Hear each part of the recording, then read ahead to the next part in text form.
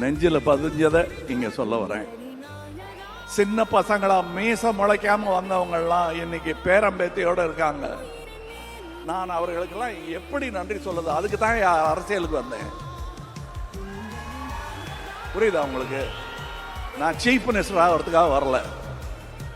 அவர்களுக்கு நான் கடமைப்பட்டு இருக்கிறேன்.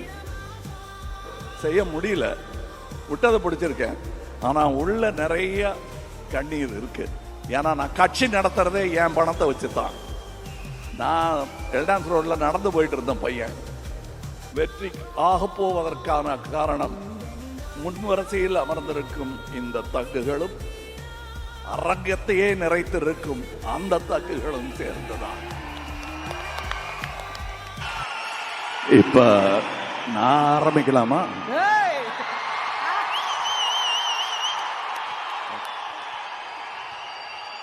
நீங்க உத்தரவு கொடுத்தா தான் நான் பேச முடியும். ரைட். உயிரே உறவே தமிழே. இது அரசியலுக்கு போனதும் உங்களுக்கு கிடைச்ச எல்லாரும் தலைவர்கள்லாம் சொல்ற மாதிரி ஒன்று சொல்லணும் அப்படிங்கிறதுக்காக நீங்க இதை காயின் பண்ணீங்களான்னு கேட்டாங்க. இல்ல,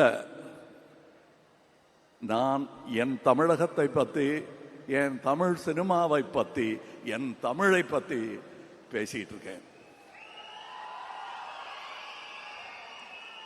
இது அரசியல் சார்ந்தது அல்ல, இது என்னை சார்ந்தது, நம்மை சார்ந்தது.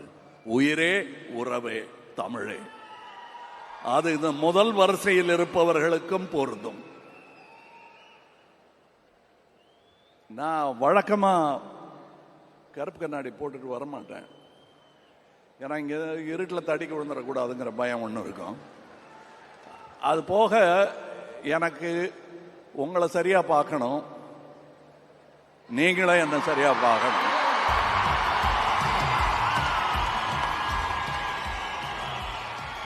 ஆனால் ஏன் இதை போட்டிருக்கேன்னா, மறுபடி வித் யுவர் பெர்மிஷன் போட்டுக்கிறேன்.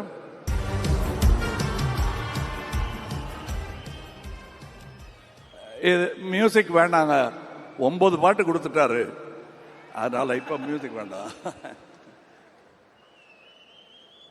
ஏன்னா நான் எழுதிக்கிட்டு வரல, நெஞ்சில பதிஞ்சதை இங்க சொல்ல வரேன்.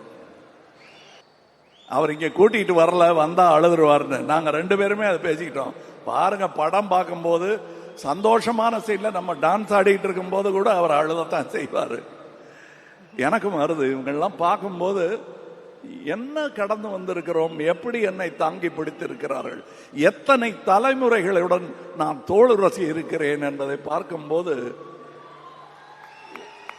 எனக்கு என்ன சொல்றது, நன்றியை தவிர வேற ஒன்றும் சொல்ல தோணல. இந்த தக் லைஃப்கான வெற்றி ஆக போவதற்கான காரணம் முன்வரிசையில் அமர்ந்திருக்கும் இந்த தக்குகளும் அரங்கத்தையே நிறைத்திருக்கும் அந்த தக்குகளும் சேர்ந்துதான்.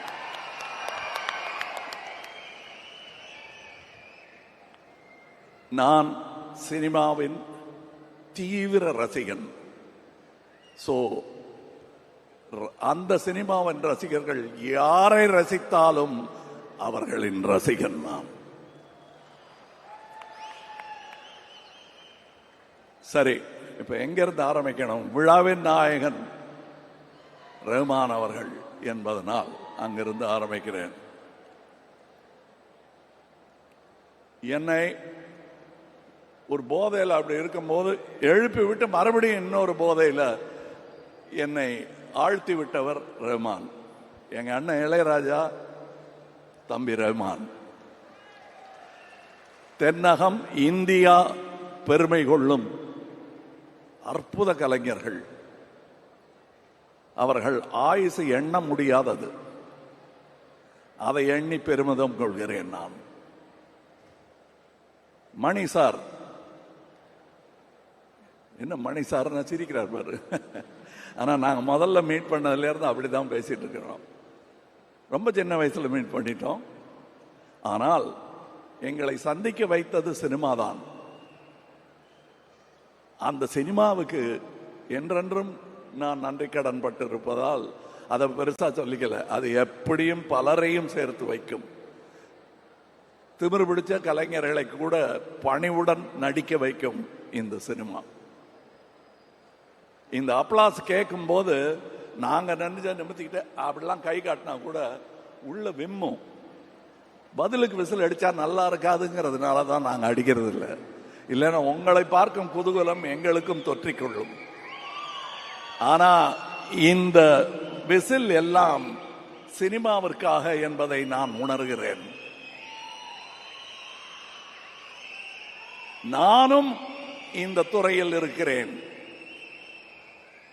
என்றுதான் நான் நினைத்துக் கொண்டிருக்கிறேன். ரவி கே சந்திரன் அவர்கள் இன்னைக்கு நாங்க பிடிச்சு வச்சிருக்கோம். ரஹ்மான பிடிக்க முடியல, அங்க கொண்டு விட்டாங்க. இருந்தாலும் அவர் திரும்பி வராரு, நன்றி. இவரும் ஒரு படம் அங்க பண்ணிட்டாருன்னா திரும்பி வரமாட்டார். அது நடந்திருக்க வேண்டியது. மருதநாயகம் என்ன அற்புதமான வாழ்க்கை இது. வெளியே தெரியாம போயிருச்சேன்னு பெரிய வருத்தம் எனக்கு இருந்தது. அதை மணி அவர்கள் தீர்த்து வைத்து விட்டார். அந்த ஒர்க்கை மருதநாயகத்தில் நீங்கள் செய்த போது உங்களுக்கு இதைவிட சற்றே அனுபவம் குறைவு. முழு அனுபவத்துடன் உங்களை இந்த படத்தில் சந்திப்பது என்னுடைய பெருமையாக நான் கருதுகிறேன். நான் முதல்ல நானும் மணிசாரும் கையெல்லாம் கொடுத்துக்க மாட்டோம். சும்மா மற்றவங்க பார்க்கும்போது ஏதோ சண்டைன்னு நினச்சிருவாங்கிறதுக்காக கை கொடுத்துப்போம். இல்லைன்னா நாங்கள் ரெண்டு பேர், நான் கொஞ்சம் ஜாஸ்தி பேசுவேன், அவர் மோனோசிலபிக். அவர் அந்த பெரிய டிம்ஃபனி மாதிரி ஒரு டம்னு கேட்கும். பாக்கியெல்லாம் நான் தபலா மாதிரி வாசிட்டு இருப்பேன் நான். அண்ட் இந்த இருவர், உங்க படத்து பேரையும் சொல்றேன் நான். இந்த இருவர் எனக்கு ஸ்டண்ட் மென்னாக அவர்கள் இருந்த காலத்திலிருந்து தெரியும் என்று அவர்கள் சொல்லித்தான் எனக்கே தெரியும். அப்படி உரு தெரியாமல் இருந்தவர்கள் தன் திறமையால் தேடி போக வைத்தவர்கள் இவர்கள். நன்றி. நான் விட்டதை பிடிக்கிறதுங்கிறது எல்லாரும் ட்ரை பண்ணுவாங்க. எனக்கு விக்ரம் தர்மாவை டைரக்டர் ஆகி பார்க்கணும்னு ஆசை. செய்யக்கூடியவர் அவரு, செய்ய முடியல. விட்டதை பிடிச்சிருக்கேன். அவர் பிள்ளைகள் நீங்கள். இன்னும் நிறைய பேர் இருக்காங்க. டெக்னீஷியன்ஸை பத்தி சொல்லி ஆகணும். எத்தனை பேர் இங்க முன்வரிசையில் இருக்கிறது போக உங்கள் முன் வராமல் பின்னாடியில் இருந்து இயங்கிட்டு இருக்கிற இந்த துணை இயக்குநர்கள்ல இருந்து சவுண்ட், இந்த அஞ்சலி படத்தில் ஆடின குழந்தைகள்லாம் இன்னைக்கு சவுண்ட் இன்ஜினியராக வந்திருப்பான். நான் சும்மா விளையாட்டுக்கு ஒரு படத்தில் சொன்னேன், சதி லீலாவதிங்கிற படத்தில் என்னை தாண்டி குதிச்சு ஓடுவாரு. அப்ப பெரிய இன்ஜினியரா வருவாங்க போல் இருக்கு அப்படின்ப. நான் வந்துட்டாரு. அது டயலாக் வாழ்த்தா மாறிடுச்சு. வாழ்க. இன்னும் நிறைய நடிகர்கள் இவங்க முதல்ல வரும்போது இன்ட்ரடியூஸ் பண்ணி தான் இவங்க பேரெல்லாம் எனக்கு தெரியும், பார்த்துருப்பேன். ஏன்னா படத்தை நடுவில் பார்த்துட்டு இருப்போம், ஓரத்தில் பார்க்க மாட்டோம் நம்ம. ஆனால் நான் பார்ப்பேன். இவங்கெல்லாம் பண்ணியிருக்கிற பர்ஃபார்மன்ஸ் பாருங்க. இங்கே இந்த படத்தின் மூலம் நட்சத்திரமாக போபவர்கள் இன்னும் நிறைய பேர் இருக்கிறார்கள். அசோக் செல்வன், நான் நாசரத்தை சொல்லிட்டு இருந்தேன், அவர் நிகழ்ந்துட்டாரு இவரை பாராட்டும் போது. எனக்கு நாசரை பார்த்த மாதிரி இருக்கு இவரை பார்க்கும் போது. நான் அதே போலீஸ் வேஷம் இருக்கு. நாசர் அந்த பில்டிங்ல நடந்து வருவாரு. கண்டிப்பா அப்ப பார்த்த உடனே தெரியும் யார் இந்த பையன்னு கேட்பாங்க எல்லாரும். அந்த பையன் தான் இங்க இருக்காரு. இன்னும் அப்படியே பையனா தான் இருக்காரு. இதெல்லாம் மேக்கப், வெள்ளை டை போட்டுட்டு வந்திருக்காரு. அப்படித்தான் எனக்கு தோணுது. இங்கே உதவி இயக்குனரை நடிகையாக்கி இருக்கிறார். நட்சத்திரமாவதற்கான எல்லா வாய்ப்புகளும் இருக்கிறது சஞ்சனா. அப்புறம் வேற என்ன, யார் நிறைய பேர் இருக்காங்க கலைஞர்கள். இதுல நான் விட்டுறக்கூடாது, அதே நேரத்தில் நான் போர் அடிக்கவும் கூடாது உங்களை. இதுல அடிங்கிற நான் அடிச்சிருவேன். அப்புறம்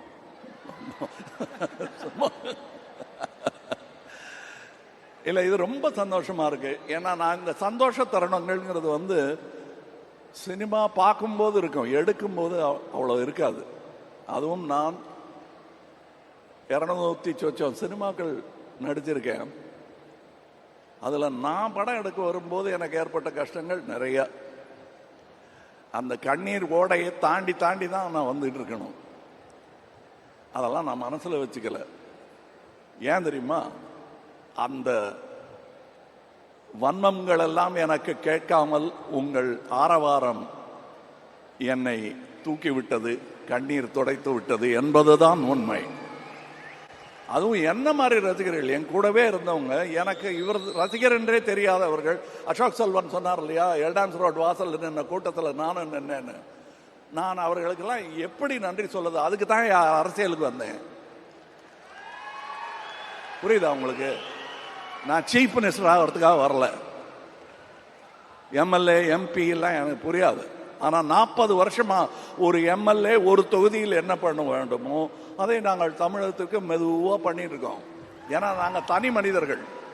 இங்க இருந்து என் கூட உழைத்த தம்பிகள் எல்லாம் இன்று பெரியவர்களாக, பெரிய மனிதர்களாக சமுதாயத்தில் நடந்து கொண்டிருப்பது எனக்கு பெருமை. உங்கள் தம்பிகளும் அப்படி நடக்க வேண்டும், நடக்க வைக்க வேண்டும். எஸ்டிஆர், எல்லாருக்கும் நன்றி. அற்புதமான சந்தோஷமான ஒரு நிகழ்வு. நான் கொண்டாடுவது சினிமாவையும் இந்த சினிமா கம்பெனியையும். ஏன்னா என் பேர் வரக்கூடாதுன்னு நினைக்கிறேன். அதில் அந்த மாதிரி பேர் வச்சிருக்கலாமோன்னு இப்போ தோணுது. எங்கள் அம்மா மேலே எனக்கு ரொம்ப ஆசை, என் பேர் என் மேலேயும் எனக்கு ரொம்ப ஆசை. அதனால ராஜ்கமல்னு வச்சோம். அது மட்டும் இல்லை, நான் பெரிய சாந்தாராம் ஃபேன், அதனால ராஜ்கமல். இந்த ராஜ்கமலுக்கு இவ்வளவு பெரிய அரங்கம் கொடுத்தது நீங்கள் தான். அதில் நிற்கும் தகுதியையும் ஏற்படுத்தி கொடுத்தவர்கள் நீங்கள் தான். இந்த படத்தை நீங்கள் ஆதரித்தால் அடுத்து நல்ல படங்கள் கொடுப்பதற்கு என் கையில் வலு இருக்கும். ஏன்னா நான் கட்சி நடத்துறதே என் பணத்தை வச்சுதான். சினிமாவுக்கு கொஞ்சமும் அதற்கு கொஞ்சமுமாக போட்டுக்கிட்டு இருக்கேன். நான் எல்டான்ஸ் ரோட்ல நடந்து போயிட்டு இருந்த பையன், டான்ஸ் அசிஸ்டண்டா இருந்த பையன், என்ன திடீர்னு கூட்டிட்டு வந்து நடிகனாக்கிட்டாரு பாலச்சந்தர் சார். அவர்கிட்ட அசிஸ்டண்டா சேரணும்னு தான் இந்த சஞ்சனா மாதிரி போனேன். நான் என்னடா பண்ணணும்னு நினைக்கிறேன்னு கேட்டாரு. சொல்லத்தரான்னு நினைக்கிறேன்னு. அப்புறம் வெக்கப்பட்டுக்கிட்டு உங்களை மாதிரி ஆகணும் சார், போடா மடையாருன்னாரு. நல்ல வேளை அவர் சொன்ன அறிவுரையை நான் கேட்டுக்கொண்டு இந்த மேடை அமைப்பதற்கான பலம் எனக்கு கொடுத்ததே அந்த பாலச்சந்தர் தான். அதே பெயரை மணிரத்னமும் சொல்லுகிறார் பாருங்க. அவர் எவ்வளவு பெரிய மகான். அவருக்கும் நன்றி சொல்ல கடமைப்பட்டு இருக்கிறேன். என்னுடைய பாதையில், என்னுடைய கொள்கையில், என்னுடைய நம்பிக்கைகளில் நான் நடப்பதற்கு ஏதுவாக எனக்கு நடுவில் காலை விட்டு இடராமல் இருந்த என் குடும்பம். அது எங்க அண்ணன் சாருவாசனும் சொல்வார், நாங்க 2 பேரும் ரேஷனலிஸ்ட். அவர் அது ஒத்துப்பாரான்னு தெரியல. நான் பகுத்தறிவாளன், அவரும் அதுவாகத்தான் இருக்கிறான் என்று நினைக்கிறேன். இந்த சூழலில் நான் வேறு எப்படியும் வந்திருக்க முடியாது. எனக்கு கிடைத்த வாத்தியார்களின் பட்டியல் ஏற்கனவே பல முறை சொல்லி இருக்கிறேன். உங்களுக்கு மனப்பாடமாகும் வரை அதை சொல்லிக் கொண்டிருப்பேன் நான். நன்றி. அடுத்த பட அறிவிப்பு, அது என்ன மாதிரி படம் என்பதையெல்லாம் நீங்களும் தக் லைஃபின் வெற்றியும் தான் முடிவு செய்ய வேண்டும். நன்றி, வணக்கம்.